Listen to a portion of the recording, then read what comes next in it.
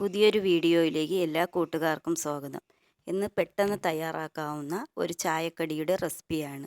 നല്ല ടേസ്റ്റിയാണ്, നല്ല മുരുമുരുത്ത, നല്ല ക്രിസ്പിയായ ഈ ചായക്കടി എല്ലാവർക്കും ഇഷ്ടമാകും. നമുക്കൊരു ചായ തിളയ്ക്കുന്ന സമയം കൊണ്ട് പെട്ടെന്ന് ഇത് തയ്യാറാക്കുകയും ചെയ്യാം. അതിലേക്ക് ആവശ്യമായ ഒരു ഉരുളൻകിഴങ്ങ് എടുത്ത് ഇതുപോലെ ഒന്ന് വൃത്തിയാക്കി എടുക്കണം.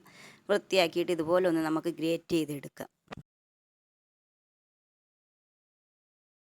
ഉരുളൻകിഴങ്ങ് വെച്ച് എന്ത് തയ്യാറാക്കിയാലും എല്ലാവർക്കും ഇഷ്ടമാകും. അത്രയും ടേസ്റ്റിയാണ്. സാധാരണ നമ്മൾ ബജിയൊക്കെ ഉണ്ടാക്കാറുണ്ട്.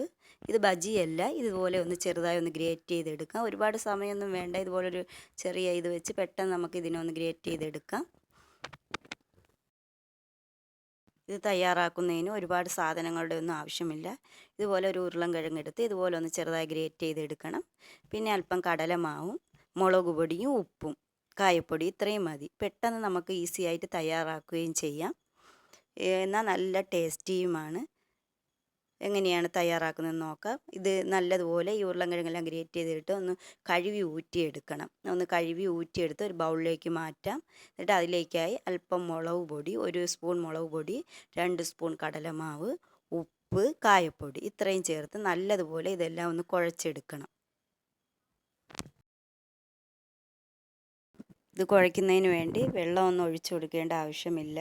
ഒരു വെള്ളത്തിൻ്റെ അംശമുണ്ട്. ഇതെല്ലാം കൂടെ ചേർത്ത് മുളക് പൊടിയും, കായപ്പൊടിയും, ഉപ്പും, കടലമാവും ഇതെല്ലാം കൂടെ ചേർത്ത് നല്ലതുപോലെ ഒന്ന് കുഴച്ചെടുക്കാം.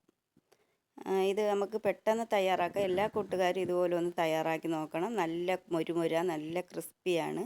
എല്ലാവർക്കും ഇഷ്ടമാകും. അത്രയും ടേസ്റ്റാണ്. എല്ലാ കൂട്ടുകാരും എൻ്റെ ചാനലൊന്ന് സപ്പോർട്ട് ചെയ്യണം, ലൈക്ക് ചെയ്യണം, ഷെയർ ചെയ്യണം.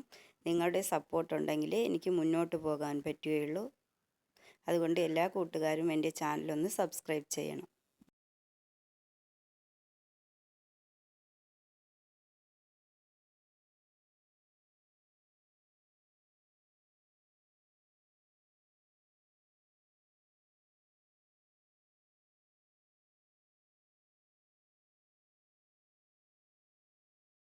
എല്ലാം നല്ലതുപോലെ കുഴച്ചെടുത്തിട്ടുണ്ട്. ഇനി നമുക്കിത് വെളിച്ചെണ്ണ ഒഴിച്ച് ഒന്ന് പൊരിച്ചെടുക്കാം. വെളിച്ചെണ്ണ ചൂടായി വരുമ്പോൾ ഇതിൽ നിന്ന് അല്പം എടുത്ത് ഇതിലേക്ക് ഇട്ട് കൊടുക്കാം. പ്രത്യേകിച്ച് ഷേപ്പൊന്നും വേണ്ട. നമുക്കിതുപോലെ ഇതിൽ നിന്ന് അല്പം എടുത്ത് ഇതിലേക്ക് ഇട്ട് കൊടുക്കാം.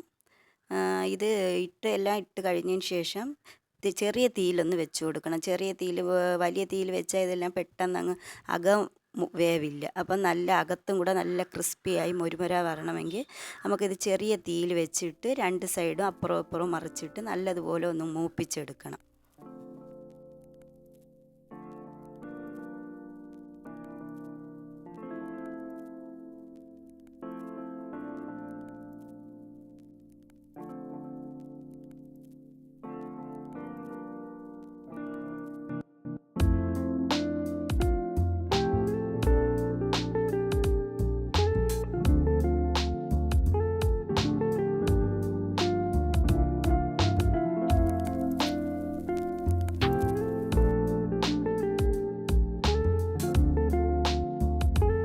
ഇതുപോലെ ഇടയ്ക്കിടയ്ക്ക് ഒന്ന് തിരിച്ച് മറിച്ച് ഇട്ട് കൊടുക്കാം. ചെറിയ തീയിൽ തന്നെ വെച്ച് ഇതുപോലെ എല്ലാം നല്ല ബ്രൗൺ കളർ ആവുന്നത് വരെ തിരിച്ച് മറിച്ച് ഇട്ട് കൊടുക്കാം. അകമൊക്കെ നല്ല മുരുമുര ആവണം. അപ്പോഴാണ് ഇതിൻ്റെ നല്ല ടേസ്റ്റ് വരുന്നത്. പെട്ടെന്ന് നമുക്ക് ചായ തിളയ്ക്കുന്ന സമയം കൊണ്ട് ഒരു ചായക്കടി തയ്യാറാക്കാം. കുട്ടികൾക്കൊക്കെ ഇഷ്ടമാകും. അത്രയും ടേസ്റ്റാണ്.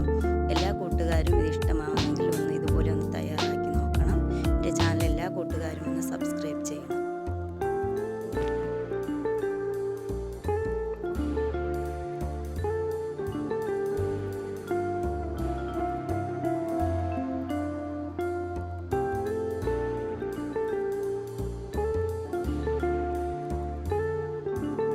മുരുമുരുത്ത ടേസ്റ്റിയായ ചായക്കടി തയ്യാറാക്കി